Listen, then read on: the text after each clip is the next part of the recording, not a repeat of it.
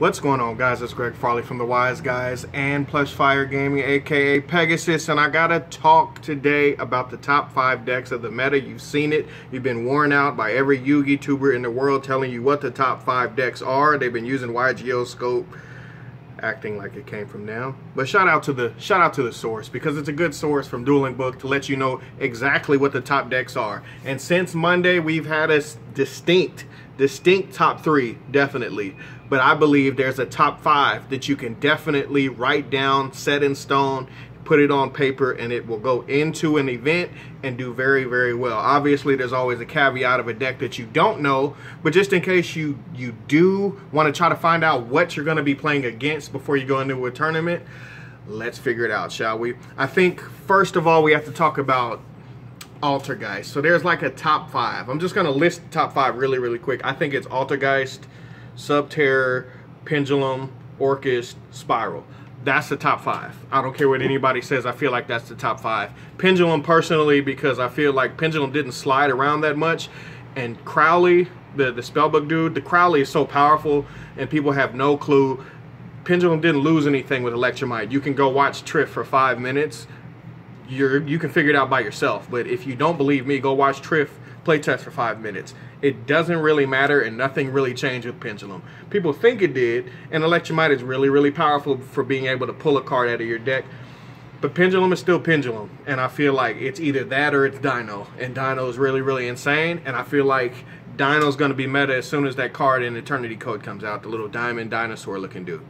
But I definitely think when you go on to the rest of them, that's where the mix-up is. I feel like Pendulum is number 5, I would say, if you're putting them in a certain order. I feel like Altergeist is number 4. Granted, Altergeist hasn't moved, and it hasn't moved for a distinct reason. The distinct reason being that when Hextia drops on the board, it is game over. Impermanence Faker is really, really powerful, and it's still one of the best 2-card combos in the game. Not that that's a spectacular combo that's so hard to figure out, but when the 2 go off, they go off. Shout out to the little sparkly light. It's kind of warm in this room, so please don't mind that light. That's why that light is the way that it is. But anyway, Altergeist is really, really powerful. Nothing really changed. Now they even got Warning to go on top of the 3 Judgments. You are going to have to deal with a devastating card. Devastating card. I feel like Waking the Dragon is going to be an answer, but Lightning Storm is about to exist. As of tomorrow, after this video comes out, it will be out by the time you're probably watching this. Lightning Storm is going to change a lot of things for these back row decks. But it also is a really, really fair card, to be perfectly honest. And since we never got Harpy's Feather Duster, that card countering these back row decks, I feel like it may be a good check, but who knows with them taking away Reboot and Pancratops. I feel like who really knows which way it's going to go. But Altergeist comes in at a 62% winning percentage. And anytime you have something that high, 62% is really, really high. And Hextia has like a 70% winning percentage, meaning when it hits the board, the game is curtains. The game is over, and that's all that really matters. I think after that, you have to go into Orcas. I feel like people want Orcas to die. And the rank up magic, people have already seen what the rank up magic stuff does. You got Kali Yuga stuff. I'm not surprised at anybody with that. You got VFD stuff. It's cute. It's cool. You know, it beats certain things. You know, it beats Dark Ruler No More, for example. But at the same time, is Orcas really that good? Yeah, it's gonna be. It's still gonna be good because Dengursu is so good. The moment that something happens to Dengursu, you're basically just playing with counter trap deck. And I still feel like Galatea, sitting on a Galatea or a Longursu with the counter trap and some hand traps in your hand, that's still a really decent deck. And nothing is really going to change or take that away. You still got to deal with Babel. You still got to deal with Symbol and the interruptions. But it's not the same when you have a massive plus like Harpar being taken completely out of the deck. But even then, Orcus is still really good. And with the rank up magic, it definitely still has another layer that you have to deal with. And you're going to have a way to kind of deal with Dengursu being slid on and off the board. Just my opinion, I feel like it's still number 3. It's still right there. I think you have to mention up next SubTerror. SubTerror is nuts because it has probably the highest winning percentage. If I'm not mistaken, the minimum requirement was 3,000 games in total since Monday. So I wanted to give it a full week before I made a video like this. of what you've been able to see on things like Dueling Book. I haven't played Dueling Book in a while. I've been preferring to test in person. I feel like it helps you more. But online, it's a really good indicator over at least small pocket of time how good something can actually be. And I definitely think that SubTerror coming in at, I think it's 64% winning percentage, is actually the highest. It's actually the highest overall, meaning a full match, it actually has the highest winning percentage. Now, is that because of the trap card? Is that because of Guru itself? Is that because of Fiendish?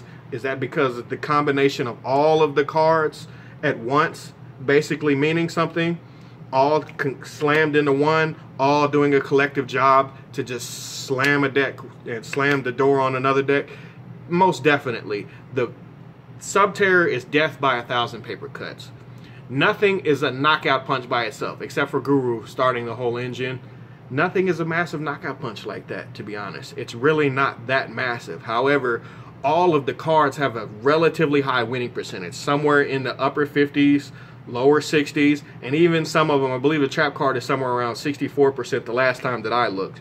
And when you have a card like that, when you have a winning percentage like that, and when you have a whole bunch of collective cards, they're all doing a above average job. 60% means it's above average in doing what it's doing. It's going to land, and it's going to land a lot. And over a match period, it's just going to pretty much come out on top, unless you have distinct answers, as in Lightning Storm. Make sure you grab them. If you hate these decks, you better grab Lightning Storm as fast as possible. Shout out to it being $150 though. I think that's the pre-sale price. It's going to be above $100. Let's just say that. Sneak peek. Be ready to spend $300 if you want a play set. If you pull a Starlight Rare, go trade it and then grab a play set and then grab some other stuff that you want. So a generator core. It doesn't really matter. I think Spiral is obviously number one. Now, why do I say Spiral is obviously number one? I believe that Spiral is number one because of what it can do in a single game. It has replaced Thunder Dragon as the most powerful one-game deck in the game. I'm going to say that again. It's the most powerful one-game deck, period. End of story. Because something can win game one so frequently, we've all seen what Spiral does. When it sets up that board, if your main deck isn't equipped, i.e. if I'm playing something like Marincess, I love Marincess, really, really powerful. However, it can't handle that deck when it goes second if you went off relatively. If you went relatively off and you ended on Sleeper and Appaloosa and maybe a Nightmare Griffin with other stuff, you know, other techs in your deck that you may specifically play. I'm not going to put other people's ideas out there.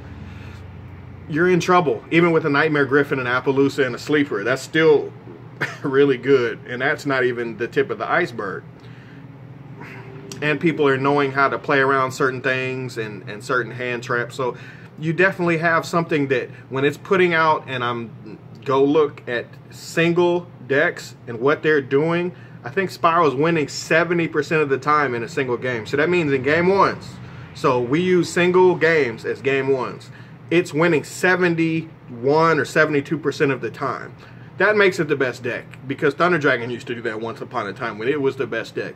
It would win game one, and then if your side deck for Spiral is really, really well equipped, you're going to win a lot of matches easily, because you're automatically going to have a game in the bag.